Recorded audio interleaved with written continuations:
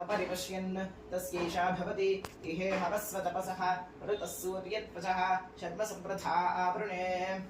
ओम भास्कराय विद्महे महच्युतकराय धीमहि तन्नो आदित्य प्रचोदयात्।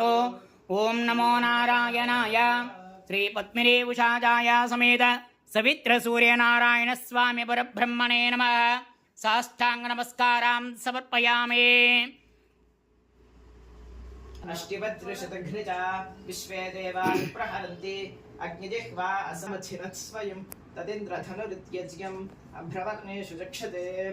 एतदेव संयोर्वारहस्पत्यस्य एतद्रुद्रस्य धनुः रुद्रस्य त्वेव धनुराग्निः शिर उत्पिपेश सप्रवद्यो भवतु तस्मात् यः सप्रवद्येन यज्ञेन युजते रुद्रस्य सशिरः प्रतिदधाति ऐनकं रुद्र आरुको भवति य एवं वेद।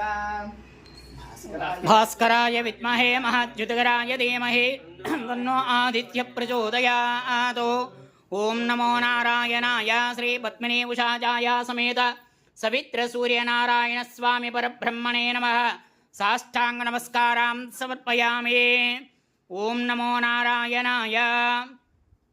अद्योर्ध्वाक्षोतिरश्चात् शिशिरः प्रदृश्यते नैव रूपं न वासा पुंसि न चक्षुः प्रतिदृश्यते अन्योन्यन्तन हिग्गस्रातः सतस्तद्देवलक्षणं रोहितोक्ष्णिशारशीर्ष्णिः सूर्यस्योदयनं प्रति त्वं करोषिण्यञ्जलिकां त्वं करोषि निजानुकां निजानुकामेऽन्यञ्जलिका अमीवाचमुपासतामिति तस्मै सर्वऋतवो नमन्ते मर्यादाकृत्वात् प्रपुरोधां ब्राह्मण आप्नोति य एवं वेद स खलु संवत्सर एतैः सेनानीभिः सह इन्द्राय सर्वान् कामान् अभिवहति सद्रप्सः तस्यैषा भवति।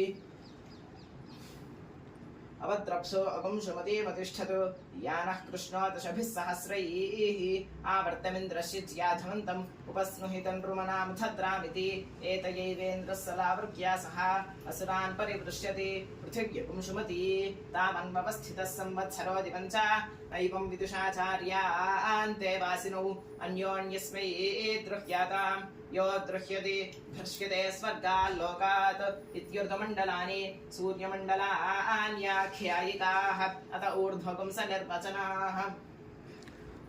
भास्कराय विद्महे महच्युतकराय धीमहि ओम नमो नारायणाय श्री पद्मिनी उषाजाय समेत सवित्र सूर्य नारायण स्वामी परब्रह्मणे नमः। साष्टांग नमस्कारां समर्पयामि।